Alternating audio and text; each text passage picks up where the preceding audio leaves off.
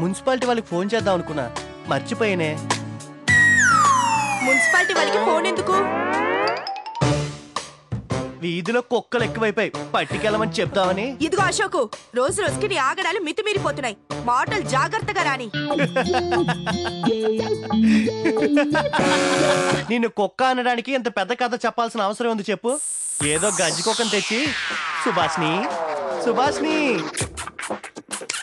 దా దా దా దా దా అని నేను ముద్దుగా పిలుచుకోలేనా చెప్పు? ఎలా ఈ కుక్కలతో చచ్చే చావచ్చింది. ఈవిడేటి వెళ్ళింది? అమ్మయ్యా కనిపించిందిరా. ఇంతకింతకి దెబ్బతీక ఇవి అటాక్ చేస్తే కష్టం. ఎలాగో నెమ్మదిగా ఇంటికి చేరితే చాలు. నిరంజన్ సార్ కి ఏమైంది? సర్కిల్ ఇన్స్పెక్టర్, చూడ్డానికి అబవ్ యావరేజ్, వీటన్నిటికంటే మేజర్ ప్లస్ ఒట్టి వెర్రోడు. ఒక స్త్రీకి ఇలాంటి వాడు భర్తగా దొరకడం అదృష్టం మేడం. అబ్బా ఊరుకోండి. పర్లేదు, కూర్చోండమ్మా, కూర్చోండి.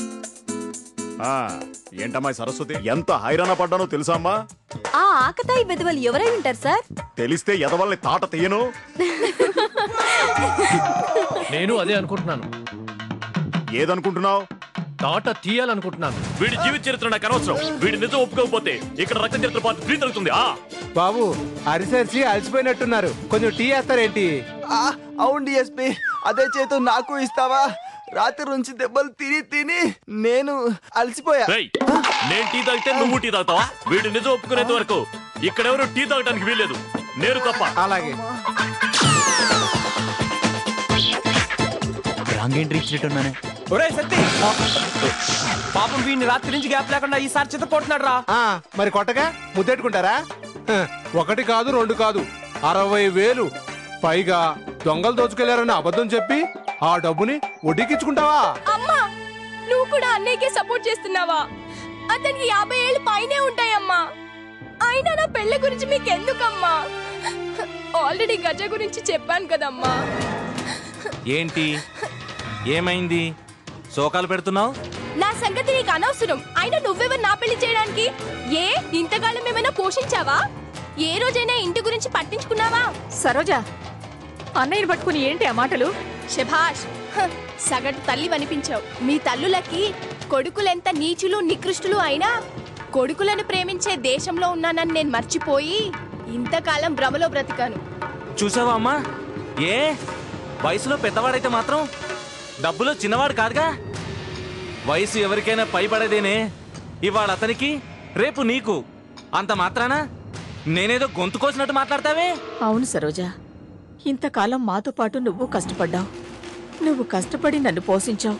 ఇంక చాలమ్మా. డబ్బున్న వాణ్ణి పెళ్లి చేసుకుంటే అందరం సుఖంగా ఉంటాం తల్లి. అవసరం లేదు. నాకు ఆ డబ్బు వద్దు, ఆ పెళ్లి వద్దు.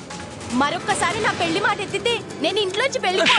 ఇంకొకసారి ఈ మాట అన్నావంటే నరికి పారేస్తా. ఏంట్రా ఈ మీటింగు? ఎందుకంట? ఏమో, ఏది ముందు చెప్పరుగా. చెప్తే ఒక్కడూ రాడని టెన్షన్. సైలెన్స్. అందరినీ ఇక్కడికి ఇలా ఎందుకు రమ్మన్నానో తెలుసా? తెలుసా అని అడుగుతున్నాను. తెలీదు అంటే తెలియకుండానే ఎగేసుకొని వచ్చారా? హైకమాండ్ అంటే ఎందుకు అలా ఉనికిపోతారు? ఏ వాళ్ళు తలకొట్టు మొల్లేస్తారా? పీక బిస్కి చంపేస్తారా? లోలిస్తే నీకేమైనా అబ్జెక్షనా? ఎవడ్రా మాట అంది? జైపాలు, ఒకసారి నీ ఫేస్ రైట్ టర్న్ ఇచ్చుకో. ఇక్కడే మన దేశం డెవలప్ కాంది. ఒకడు చస్తున్నాడు అంటే వినోదం చూసేవాళ్లే గాని సేవ చేయడానికి ఒక్కడు ట్రై చేయడు. సార్ వచ్చారని ఒక్కరైనా చెప్పొచ్చు కదరా. రై జైపాల్ సార్ చెప్పు, సస్పెండ్ అవుతావా? తన్నులు తింటావా? No man handling, only talks. నీలాంటోడికి టాక్స్ వర్కౌట్ అవ్వవురా. జై లక్కీ అశోక్ గజ, నిలబడండ్రా. ఎందుకు సార్? జైపాల్ని బయటికి తీసుకెళ్లాలా? నోరు మూసుకొని నిలబడండి.